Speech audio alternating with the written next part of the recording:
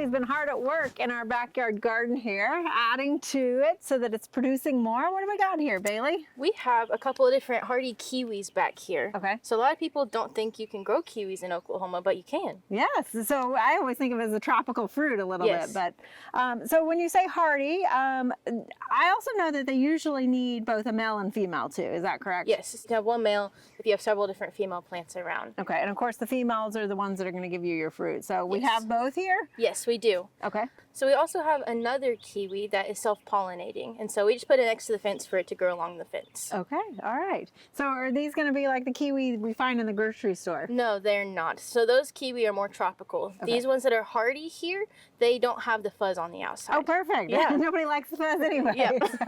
So a lot of people don't realize kiwi is a vine. Yes. So of course we need something to grow it on. So we've got one over against a fence. But this was kind of nice. We didn't have anything defining the back of our landscape here. So tell me a little bit about your style here. So this is more of a fence espalier kind of style. The T-bar is the most common type of trellis method because they're able to produce a lot more kiwi that way. Here, so it'd be like a T-shaped, right? Yeah. So it has two ends with a T shape, and then it has wires running between them. Okay. So you grow your kiwi up, and then it hangs over. Okay.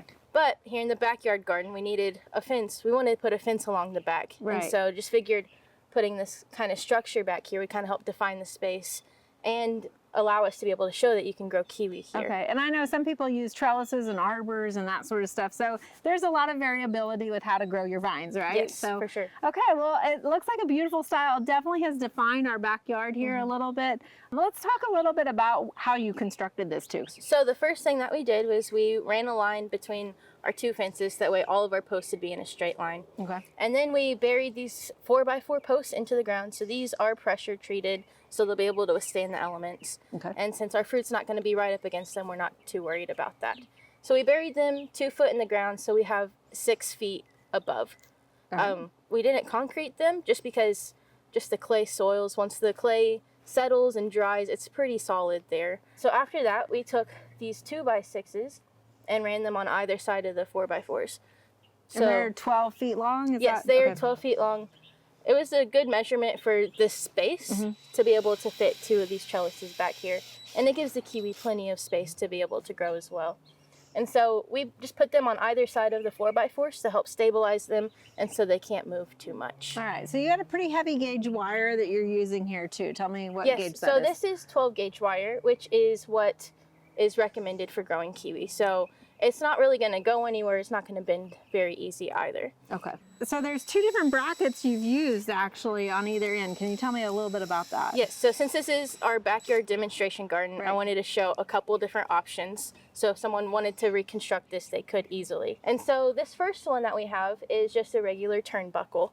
And so you could have them on both sides and be able, whenever you put them on here, you want to extend them as far as they can go, so that way you can tighten it. So yeah, have this unscrewed completely so that you can tighten it up. And the nice thing about this is it's a clean on this side. So if we're having people walk through, there's nothing that's gonna grab their arm or anything like that. Correct, yeah. And so this is just really simple. I drilled a pilot hole for this eye bolt to go in, and then just connected this turnbuckle to it. Okay, and then twisted the wire back on itself. Yeah, on the other end though, we have these wire anchors. And they're pretty interesting because you put the wire through it one way and it won't back out the other way. Okay. So if I were to... So this is hammered into the outside of the post? Yes. So I pre-drilled some holes that would fit this back part into the post, and I drilled a hole straight through the post. And so the downside to that is that it might deteriorate a little faster than this side would because it has a hole straight through. Okay. But with this, once you put the wire through this wire anchor, it won't come back out. Okay. And so in order to tighten it, you just grab some pliers and pull. Okay. So you just can keep pulling it as the weight of the kiwi's growing on it. You can just keep pulling it. Yep. You can't loosen it. So that is the positive to one of the turnbuckles.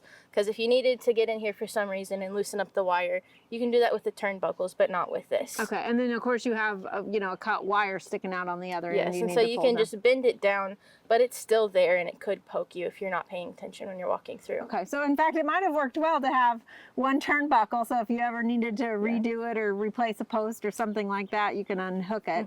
But then the other side, you've got more of a cleaner look with that hammered into it. Yes. I think the last thing we need to do is just put some wood stain and some seal on these posts. That way they can withstand the elements. Okay, and these kiwi were planted last fall, is that? Last spring, actually. Okay, so they have 1 year growth on them. And so last year I just put a bamboo stake in the ground so that way they had somewhere to go. Right. But now I'm going to try to train them onto the trellis. All right, well, looks good. Definitely a great addition to our backyard landscape here. Thank you so much, Bailey. Thank you.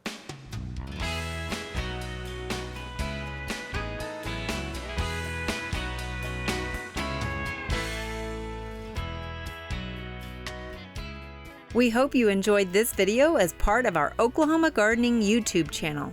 You can also find even more videos on the OK Gardening Classics YouTube channel. And join us on social media for great gardening tips, photos, and discussion.